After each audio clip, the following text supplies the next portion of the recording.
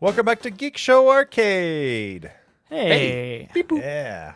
Playing some games. We're running That's a little right. bit light. Lando bailed on us. You know, had As he does. more important things to do or something. I don't know.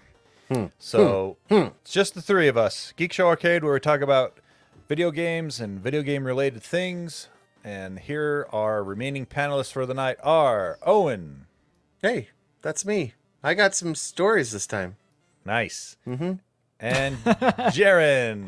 Hey, I'm Jaren. You can find me on Twitter at Jaren. And we have a host. His name is something. You're close. It's Tony. Stony. Cousin. Check me out on Twitter at QuadTTony or on other Geek Show podcasts. All right. Emails. Do we have any of those? Yeah, we got one. Wow.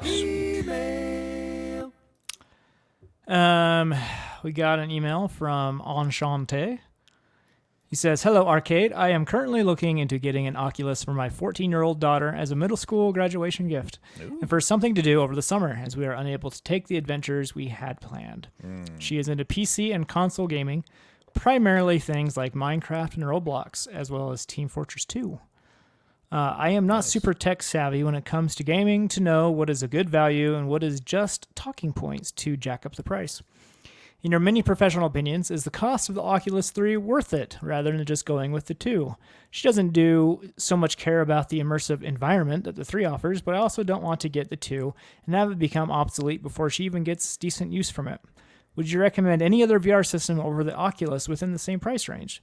Thanks for your help and knowledge and all the great episodes. Truly, Enchanté. You can also call me Shay. French words have too many syllables." Thanks for writing in, Shay. Well, the quick answer to your question is there is nothing out there that is anywhere near as good as the Quest at that price point. Yeah. So you're going to... Quest 2 is an insane price for what you get. Yeah. Yep. Quest 3 is better, but I don't know if it's good enough to overcome the price point of the Quest 2. Well, it's at the end when he asked about, or when they asked about the future proofing, because we have already seen a few games that are Quest exclusives, but are not coming to the Quest 2 because the Quest 2 doesn't have the graphical grunt. And for doesn't those the games. Quest 3 do a better job with the wireless? Or do you still have to go run a cable back if you want to do the? No, Quest 2 and Quest 3 are just as good with PC gaming, streaming in my from opinion. your PC? Okay, streaming. So the other thing to consider too is the Quest 3 is smaller and lighter. They're still supporting it. I mean, Yeah, it'll have they're definitely going to updates. support it longer than the Quest 3. I forget what the price difference is right now. So I think you can get a Quest 2 for like $200, Yeah. which is insane for that price. Like the amount of tech and the coolness of that is awesome. What's the Quest 3 go for? Is it like 500. yeah, so you're looking at 150% price increase. That is It's hard because yeah. Quest But 2 for is a for- fantastic device for $200. Yeah, and especially he said, Roblox and Minecraft, not super graphically challenging That's games. true. Same with and Team the Fortress. and so. the compatibility's there for those games, already. So I don't think you can do VR for. No, those games aren't on. Minecraft, I you don't can do think there's- Minecraft on Quest. There Can might you? be a VR stream mod. it from your stream it from your PC or what? Yeah, I think it's a VR. Both of them. Roblox too. You stream it from your. Really? You do the. Oh, but it just does like a screen inside the environment. Like it doesn't put you in the environment, right? No. Yeah, exactly. Yeah. Okay. Yeah, I see you what play you're it. You play it by. I mean, Roblox is pretty cool because some of the games are VR specific. So, like when you have a quest, you become a game you would normally play, where you're a small avatar running around. You turn into something else when it recognizes that you have VR. So there's some fun differences. There is Minecraft for VR on Windows. Wow. So There goes that. Yeah. Yeah, I would probably say the Quest 2 is probably For that use case. especially if she's going to spend most of her time streaming games from her PC, the Quest 2 is the way to go. Yeah, right. Like because he For- said for she's the into the price. PC gaming. Yeah. Quest 3 does have better motion clarity than the Quest 2. It does, But and it has a sharper for- picture. For $300 extra though. Yeah. You get the same software on the Quest 2 or like the new where you can build your own room now and like all that cool stuff. They did some really cool updates to that I recently. think all the software is the same, but with the Quest 3, you do get a lot better visual pass through. You get color, you get a clearer picture, that kind of thing. So, if the price difference wasn't so big, I would say Quest 3 is a pretty easy recommend. But do you think that price will come down? $300 is a lot to ask for the improvements that it has. Yeah. Oh man, What's the Quest 2 going for right now? 200? About $200. Oh yeah. And then if you factor in, the larger battery, headband, and stuff like that, the price climbs, but it climbs that much further on the Quest 3. So, would you recommend the weight on the back, Jaren, for the the back the back battery is probably my favorite accessory. I had no idea until we talked about that, and it's huge. It's it makes it so much more comfortable because there's a counterweight on the back, and you get much better battery life. So it's pretty nice. So maybe get the Quest 2 and use your extra shekels to get some accessories. The battery and get some accessories. Yeah, that's what I would say. Unless $500 is in your mind is not that far from $200. Yeah, I didn't say the budget. Right. If that's the case, then go with the Quest 3. But if if your budget doesn't allow for a $300 bump up without feeling the pinch, go with the Quest 2. Yep. All right, thanks for writing in. Okay, what articles for this week we got? Oh, we got some interesting ones. This is the big news of the day, of the week. Call of Duty Black Ops 6, the next installment in the Call of Duty franchise, is officially coming day one to Game Pass. The dream is real. Yeah. Yeah, I did not know if this was... I really questioned if this was going to happen because... This is such a moneymaker for them. It is a huge money maker for Activision. Now, they're still going to get sales on PC and PlayStation, unless you have Game Pass on PC. Then you get it on PC. Yeah. So, I think the strategy here is they are betting on expanding the number of people on Game Pass because they want to play Call of Duty Black Ops. Because it's a pretty good value proposition when you consider that it's a $70 game, or you can get 7 months of Game Pass for your Xbox or PC and get access to that game as well as 100+ other games. I would be willing. This is speculation, but I would be willing to bet that the average churn for their subscriptions is not quite as high. I don't think it's very high. Like either. once you get Game Pass. Mm-hmm. You experience the games, it was a no-brainer for me to keep it. I was like, oh, this is expensive, but I'm paying this much for an entire catalog of games that I would never want to buy forever. Yeah. But, and when you consider that they have done a pretty dang good job up to this point of curating that list of games, they put a lot of good games on Game Pass. Yep. A lot. Especially if you're into whole spread. They've got a whole spread, and they have family protection options set up for your Microsoft account now. So I don't have to worry about my kids getting into games they shouldn't. It's been glorious. One of the things they do really well too is they feature a lot of indie and AA studio level games that you just wouldn't even, maybe not even know about if it weren't for you seeing it on Game Pass. And there's a lot of really good games out there that are from the smaller devs that just don't get the highlight that they would get otherwise. So normally they have to go troll through Steam's weird side to nasty. Find that. Yeah, that's Steam has got so much crap now. The weird side of Steam. Yeah. So anyway, there you go. Good news, in my opinion. I'm surprised they went that direction, but is Sony freaking out? Does Sony saying "we told you so"? Or because wasn't this a big deal with them? Well, Sony was mostly worried about them not bringing it to PlayStation at all. Right. But they've already committed they signed a deal, right? At least 10 years. Right. That it will be coming to day one for PlayStation. Yep. So Yeah, all this really benefits is people that have or want to get into Game Pass. Yeah. So there you go. Cool stuff there. Activision also formed a new studio for some new IPs. Yeah, Microsoft decided to close a lot of studios and lay off people, and now the next week they're building up a new one. I hope they talk to everyone that they got laid rehire off. them. And they're like, yeah, hey, do you want to work on this? Yeah, I doubt it. unless but I they hope want did. unless they want to move to Warsaw because that's where it's based. Oh. I'm guessing probably because of cost. Typically, Poland is a hotbed of high-profile game development teams right now.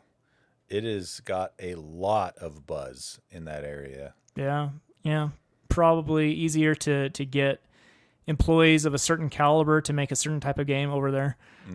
The studio is called Elsewhere, and they are going to, what they say, craft a franchise with an enduring legacy that resonates far beyond games. Oh, they want to do some cross-media stuff, it sounds like. Movie, TV show, comic book, all that kind of stuff. Well, Microsoft needs the IP, so hopefully they'll get something good. Yeah. They need to get some fresh blood in there, not just buy up games, old IPs. Yeah. We'll see. All right. Also, let's talk about a developer that used to be owned by Microsoft, Bungie. Bungie. Has, made, Is it a pre? They hit a big. They hit a big blow. They against did. Cheaters. Against cheater enablers. Not really cheaters. Well, yeah. So and by big, not so big, but they did get some money. Well, no, it's big in the fact that they set the precedent. That's true. The amount of money for Bungie is a rounding error. Yeah. So Aim Junkies was a company that reverse engineered Destiny 2 to make some aimbots and to make cheating possible in that game, and Bungie decided to take them to court, and they won the lawsuit, and they won $63,210. Now for us, that's like, oh, that's a lot of money. I'm like, wow, that's quite a bit For Bungie, but no. That's not so much. For most game developers, that's for big game developers, I mean, because they only got to get they didn't get to sue for any type of damages, just for the amount of money that they, like, any money they made while doing this. Yeah. While doing this. So I would confidently say that they paid more than that in legal fees to get this lawsuit absolutely pushed. But through, it sets a legal precedence that exactly. that people that do this to games are violating the end user license agreement, the EULA, that states that using this game in an in a way not designed to be is against the user license and can be prosecuted. And Aim Junkies, not to be slapped around so easily, counterclaimed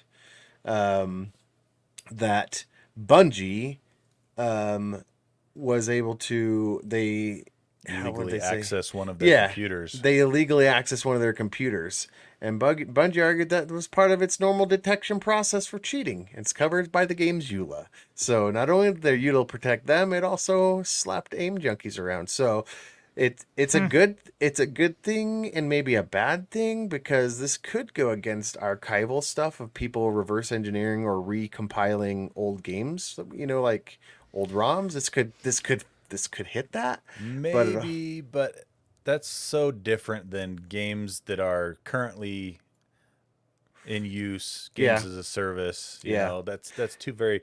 I mean, I'm not saying it couldn't apply, but I'm just saying I don't think companies would go after someone for doing that for a game that's but they still haven't done anything for. They haven't, old games. Obviously, they don't want people emulating the Switch because that's their current moneymaker. Right.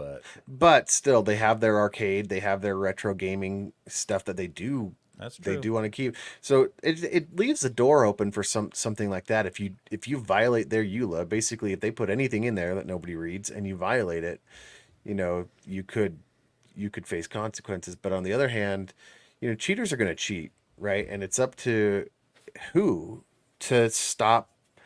If people are going to enable that, right? Yeah, everyone looks to the dev when you're playing a game and you find a cheater. You're like, Dev, Yeah. You know, Activision, how come you're letting these cheaters play in Warzone and shoot me from across the map with a submachine gun? Mm-hmm. You know, I think some of my favorite moments playing Halo with you, Tony, are been like, I'm checking the screenshot on that guy. Like some of those guys, man. You're like, that was ridiculous. Okay. And then you're like, no, he got me. What it usually amounts to was lag. Yeah. You know, they saw me come around the corner, but it didn't render me coming around the corner on my screen at the same time. And so, you know, but from their point of view, yeah, it was legit fine. Yeah. A bunch of those. I'm checking that one. I'm checking that one. You know, and it really does make the game not as entertaining for the masses because it's just like a lot of people don't have access. A lot of people don't know about it. But, you know, in general, aimbots just they suck the life out of a game, and people just be like, well, I'd go play. Like, look what happened to Titanfall 2, and like it just riddled with it. So anyway, they won and they set a precedent. I'm curious to see what else that is. You don't hear a lot about Bungie anymore, except for trying to slip Halo things into Destiny 2. So like, anyway, that's good news. I think overall, I think it's good. Jaren, let's talk about this was big news that a lot of people don't realize is big news. IGN buying a bunch of game publications. At first, I thought this is monopolizing the game publication market. It kind of is still. Yeah, it still is. IGN is acquiring everything from UK publisher Gamer Network, which includes GameIndustry.biz, Eurogamer, Rock Paper Shotgun, VG247, and the tabletop site Dicebreaker. I know all of those sites, and I wouldn't say I frequent all of them, but I go to all of them occasionally. Yeah, definitely trusted sources that used to be independent sources that are now not. Well, they haven't been independent for a while because they were already owned by this other big company. What was it called? Gamer Network. Yep. And they also owned a stake in my favorite gaming publication, Digital Foundry. Yep. So now that all goes to IGN, and I was expecting there were layoffs that happened as a result of this, so that sucks for one. Yeah. I was thinking though that this would be bad news for Digital Foundry, and turns out they thought it was good for them, for Digital Foundry specifically, because IGN is more gaming focused rather than what the previous company was centered on, which was more around events. Yeah, it was an events company. How much power do you think that the owning companies have to push down their agenda to the smaller? Do they retain any type of, like, does it happen behind the scenes and napkins, you know, like, I don't know. Yeah, who knows on that one. Another interesting thing that I didn't know about that I found out with this was IGN has a parent company itself, and it is a company that you remember from back in the day, way back in the days of Atari. tech. No, not that far back. Sorry. But game publication Ziff Davis. Do you remember Ziff Davis? Yep. That's who owns IGN. So I didn't even know they were still around. It was either going to be Atari or BlackRock. That was going to be my two guesses. I just want to note that we're not owned by anybody. So but if you'd like to own us, but we're open to it. We would sell out instantly. No pass. You should have seen what we did for BioBidet. Oh man, Yeah, that's right. Yeah, but that's a product we believe in. I'll believe in it. I'll believe in a lot of products. I use it every day, sometimes more than once. Yep. Many times a day. Have you guys replaced your original one? No, only because I moved. Oh, okay. I have not. I still have the original too. Still It's starting to. The slow close has broken the cylinders. So now it slams closed, but it's still shoots the water up the butt. Still got the right aim. Let's just put it that way. Well, speaking of Atari, there's actually Atari news. In news no one would have ever seen coming in the 80s, Atari has purchased Intellivision. That is. They were bitter enemies, right? They man, were. big Yeah. time. This would be like if Nintendo bought Sega. This is like two old men that are like, yeah, can we just share the same porch? Like that's exactly let's what just it's like watch at this point. let's watch the sunset. Yep. On decades later, after both parties are basically irrelevant, Atari decided to buy Intellivision. So Atari produced lots of games as well as several gaming consoles back in the 80s. And then Intellivision was their rival in hardware manufacturing and game publishing. They were those were the two big ones before Nintendo came in and ate everyone's lunch. So now to see that happening today is just like interesting. You know that Atari's like at the end of the day with the two old men, they're like, I still bought you. Just wanted you to know that. Yeah, like, exactly. He leans over. I win. won. I win. Here's a speaker hat. I win. Like, yep. Very interesting, Yeah, this would be like if 30 years down the road, nobody liked comic books anymore, and DC's just like, I'm going to buy you, Marvel. Yeah. Or after Disney's done doing what they're doing to them. Exactly. And just ringing them out, they're like, come on over. So, yeah, that's if you remember, if you were around for those days, which we weren't, we're not that old, but we read about it. We've seen what systems did Intellivision what systems did Intellivision? Wasn't it the Commodore? No, I thought Commodore was Commodore. I can't remember. Oh, there was another aspect to this that I wanted to bring up too after we find out which Intellivision systems they made. It was just in the Intellivision. Wow. Owned by Mattel at also, the time. Jaron, I have a question for you about Dreamcast after Tony's point. So what the funny part about this is, if you guys remember years ago, Intellivision announced that they were going to come out with a new system, and it had that weird looking remote for its paddle. It had a screen on it and like a knob, and you can go look it up. It's this thing that they said they were going to come out with a couple years ago, and it just has still never. It was vaporware. It never come to fruition. And specifically in this buyout, Atari said, we don't want that. And so that is not included in the purchase of Intellivision. You can keep that crap. Look, we already got the speaker hat. Yeah, we already failed your garbage. We already failed with our own hardware revival. Yeah. We don't want your failed hardware revival. We're not taking on that. We're not taking on that debt. Like, you keep that wherever you're. Take those out to the same place everybody else buried the ET cartridges. Oh man, I thought that was so funny. So, yep, there you go. Funny stuff there. What do you got, Owen? Jaron, was NVIDIA involved with Dreamcast? Okay. Oh, this is Tony's favorite thing. So I swear we talked about this. This came up in my feed, ago. and I was like, I did not think that. So that's the thing is, maybe I just read the article and I forgot to put it in notes because this came up in the news cycle again for some reason. Right. And I think it came up about a year ago already. So crazy thing back in the day when NVIDIA was still young. When they were like nobodies, right? They were still like, startup level basically. Yeah. They inked a deal with Sega to produce the GPUs for the Dreamcast.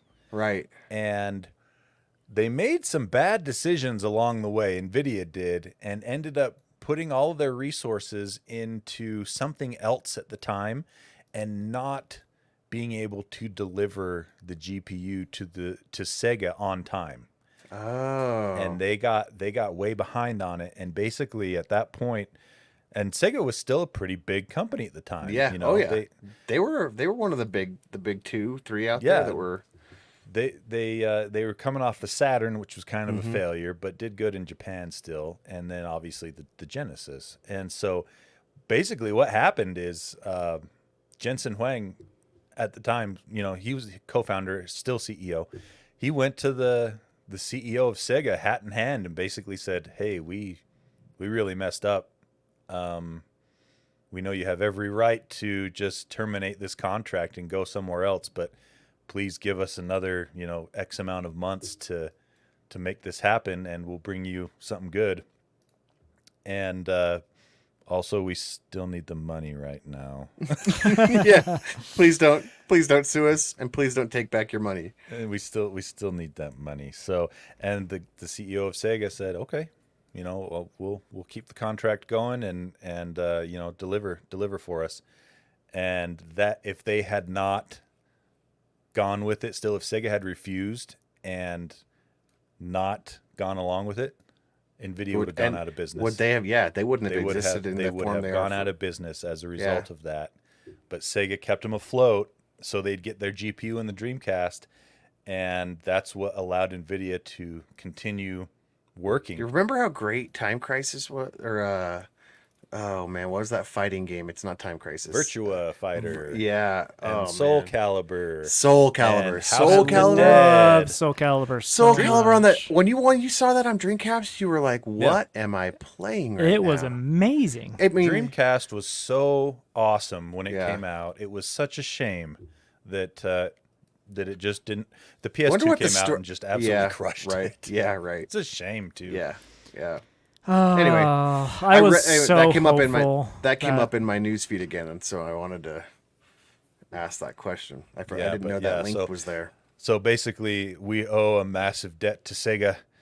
If that's all they ever did.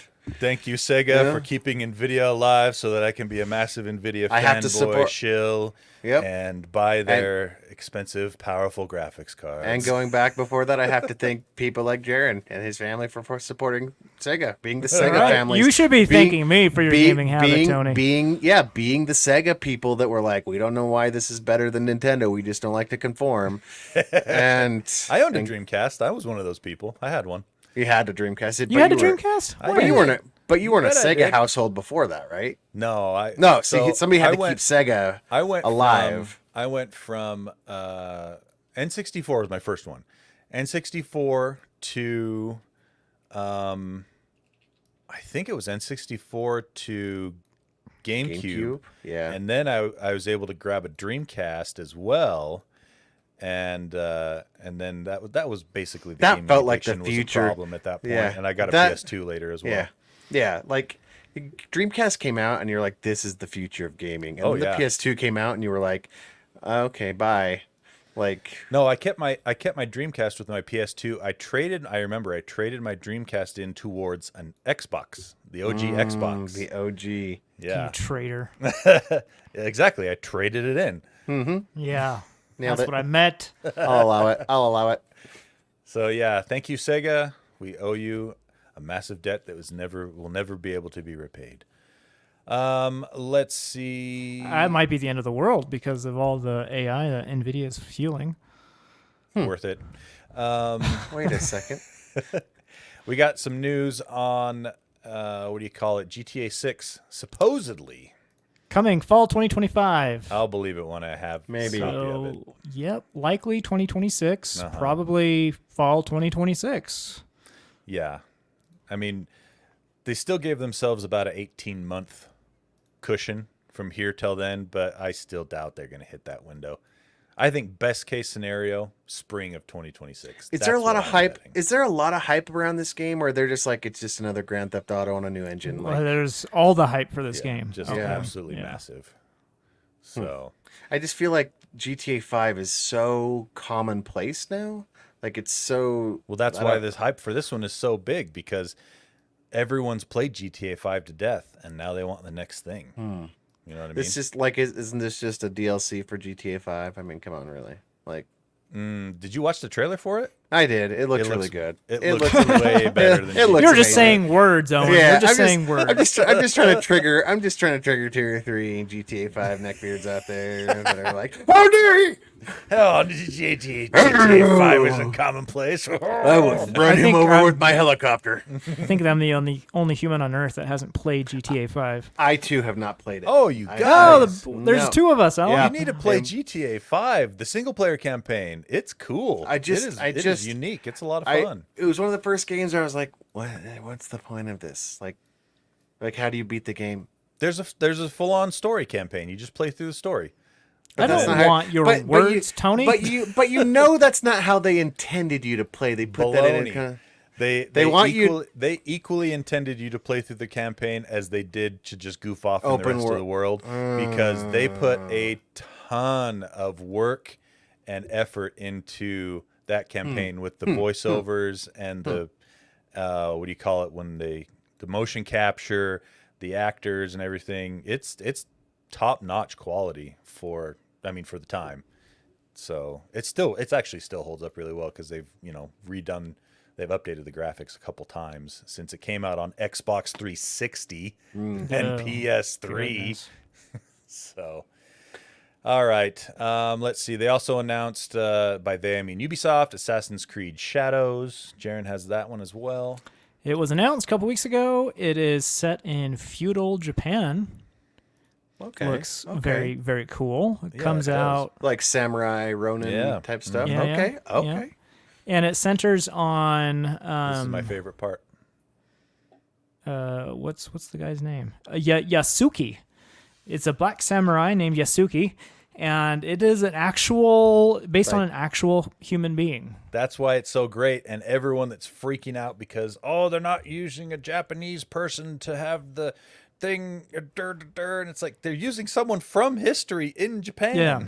If you want, every other samurai game uses a Japanese protagonist. That it's I don't want to say it's been done to death, but every other samurai game is Isn't like that yeah? Isn't that the stereotype? They're breaking the stereotype. Exactly. They're using an actual person from Japanese history that existed at the time, and you're going to play as him. That makes it better. I can see if And they it's just unique. tried to do if they were just doing it for the shock of a cultural shift, Yeah, maybe. exactly. But the fact it's got some real life behind it, that's pretty cool. Exactly. Yeah. It comes that's a cool out story.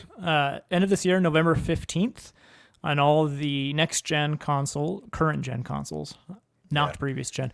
They haven't really shown gameplay yet. The trailer they showed most definitely was not gameplay graphics. No Game Pass? Unfortunately, we'll probably get that later. But it's the standard, hey, look at these awesome graphics that you don't actually get in the game. Classic Ubisoft. Yeah. Although, to be fair, they always do end up looking really good. The Assassin's Creed games always look Yeah, they always really look solid. Under promise and under deliver. Can you do both? They did it. You can. All right. Also, a quick note here: the Ace, the gaming handheld that I shouldn't be excited for, but for some reason I am. We're gonna end up buying it, Tony. Both of us. I just know it. I'm gonna. Yeah, you're right.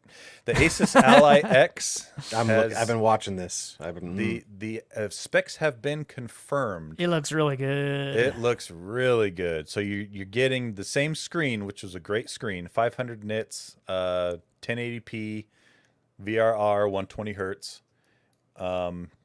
Then here's where the really awesomeness comes in: 24 gigs of faster memory than what you had in the regular ROG Ally.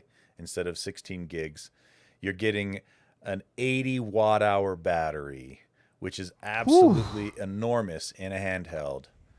So this thing to me looks like it's going to be the handheld to beat. They gotta pay for that with weight, right? Like it's heavier. It's heavier, but not heavier it's than not a you would ton think. heavier. Yeah. Like Not the original thicker either. Ally was like 600. I think it was like 602 or something like that grams. This one's 678. It's not that much So I mean, heavier. it's not that much heavier. So you don't And think it'll feel clunkier with a bigger battery? In fact, I think No, I it'll don't feel think so. better in your hand, because that's my biggest complaint with the Ally is it just doesn't. It's not very ergonomic. Ergonomic. Ergonomic. I like it. So, and the other thing, oh, dang it. The other thing, they are putting an additional USB-C port on there, which was another complaint. Top I and had. bottom? It doesn't say where they're going to be, but it does say that we'll hope have so. a USB 3.2 Type-C Gen 2 and a USB 4 Type-C. So they're getting that's rid of cool. that goofy connector that's proprietary to Asus and just doing two USB-Cs. And the amount of RAM, 24 gigs, that's perfect. You can 24 dedicate gigs. 8 to VRAM, 16 for everything else. That's ideal for a handheld. Yep. I don't don't. You guys just pre-order them just now? I feel like you guys just pre-ordered them. In my heart, I think I have. Which means I'm gonna have to find someone to buy my regular ROG ally because. Hey, Owen, I got something for you. I've been looking for an ROG ally, so if you've got one of those, I will sell you mine instantly, and it is top notch, top condition. Tony, I'll even throw on a 2 terabyte NVMe in there. Yeah, I'm looking for dual screens though. So Tony, if you want to, I'll pick yours up too, and just I can play them together. Wow, right? One in each hand. Yeah. I see. You're playing with our hearts, Owen, and you know it. I'm an innovator. And you would be a fool to buy one of our allies right now and not hold out for the Ally X. No, because mine will be cheap.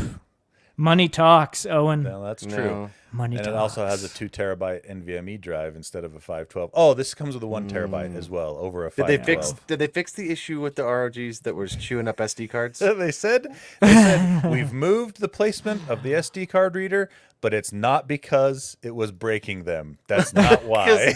Because wasn't it too close to something that was like getting them too hot or something? They honestly have not said or nobody has been able to pinpoint it completely. Like to duplicate it successfully every time. 100%. You guys didn't have any issues with that at all? I took my card out after a little while once I saw the reports, and I just haven't put it back in. Yeah, me too. Mine lasted for quite a long time. I took it out. It might still work. I have no idea.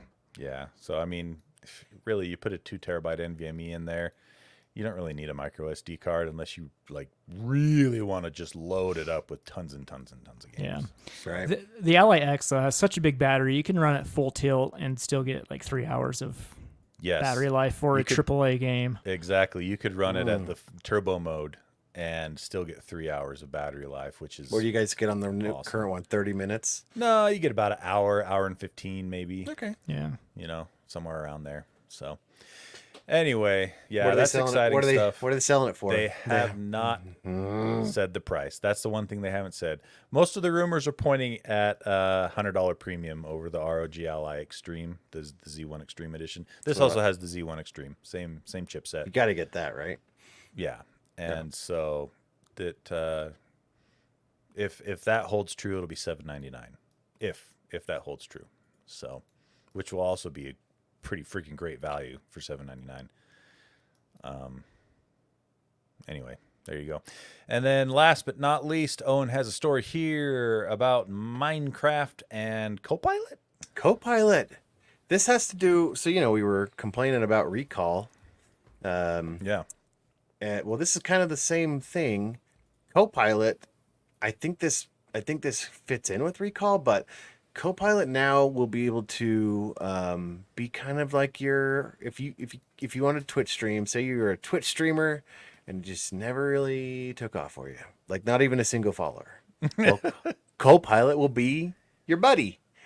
So you can play with someone without actually having to play with someone. So you can play with somebody, practice your jokes and your lines, learn Minecraft from Copilot. So the way that the new ChatGPT 4.0 powered Copilot system will have a pro-social experience for Minecraft players, wherein it will watch you play, and they're not sure if it's interacting with what you with just what it's seeing or what you're doing. Or if there's some sort of interconnection with the game, or if it's just reading off your screen. Interesting. But it's basically like, the first it says the first demo, disembodied Copilot voice tells the player how to craft a sword, walking through the process to get stone or wood and sticks sitting in his inventory. Another one says a zombie in front of the player and tells you run away, make sure it can't reach you. So it's not. It's in. Let's just say it's in its early years. It's you got to walk before you can run. But the key moment is right here. It says when the Copilot AI offers a bit of encouragement to the player. Whew, that was a close one. Good job finding shelter when you ran away from a zombie, because it tells you either dig yourself a cave or stand on a bunch of blocks of dirt or something. That's the point when the system transitions from a fancy voice-controlled strategy guide to an ersatz. What's that word? Ersatz, like Ersatz. in place Ersatz. of kind of a thing. Oh, Yeah. okay. Never heard that word. Version of the kind of spectator that might be sitting on your couch or watching your Twitch stream. Real life game buddy. So just hanging out with your AI buddy. It comes out. This announcement came out the same day as Microsoft's announcement of recall. So they're not They sure. want to just watch everything you do. Mm-hmm. So let me see. I think that's basically it. It's just you can use it to start playing games and having co-pilot. I mean, I hope it evolves to criticize you, because I think that would be funny. Like if it's like, Nice hey, job, doofus. nice job there. You zigged when you should have zagged, huh, buddy? Gotta watch out for them creepers, idiot. Like, anyway. So, but that's it. Copilot, the new Copilot will be somehow integrating with, at least for now, it looks like Minecraft, and you can have it watch you. I'll tell you what, Seems weird. I wouldn't mind a co-pilot type scenario for when I'm playing Elden Ring to tell There you me, go. like, Oh, seriously, that where would I be could just great. be like, hey, hey co-pilot, where do I need to go to farm more Yeah, for sure. All the stuff you go to Google for smoldering anywhere. butterflies, huh? Yeah, yeah. And it just tells you, oh, you need to go over here on this part of the map. No, I've selected a waypoint on your map. Oh, that Yeah. would be awesome. Co-pilot, remind me to complete this side quest. Yeah, You know, yeah. or how Co-pilot. do I complete this side quest? Copilot, route me around any more side quests. I can't handle that. I need to finish Baldur's Gate 3.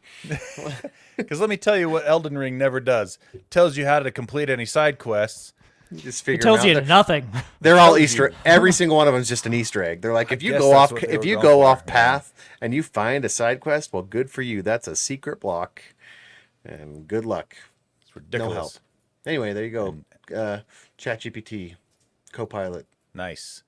Jaren, did you want to talk about RetroArch on iOS before we close let's save it it up? for or let's save it for next week. teasing it for next week. All right. Okay, well, that is it for this week then. Thanks for joining us on Geek Show Arcade. Before we leave, though, big shout out to our awesome Patreon backers, patreon.com/helpdeskarcade. If you donate $6 a month or more, you get a shout out on the air, which Jaren has for us right now. Shout out to David Roshinsky, Connor Kisaw, and Wiffleball Tony. Thank you guys. Jason Eatman, Huevos Verdes con Jamon, Juan Ramon.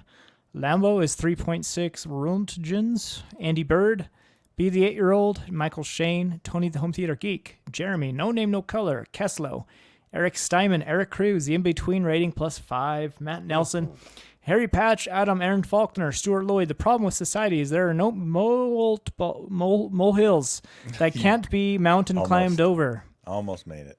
Ryan M. and Adam Hecht. Thank you guys. All right. Thank you so much.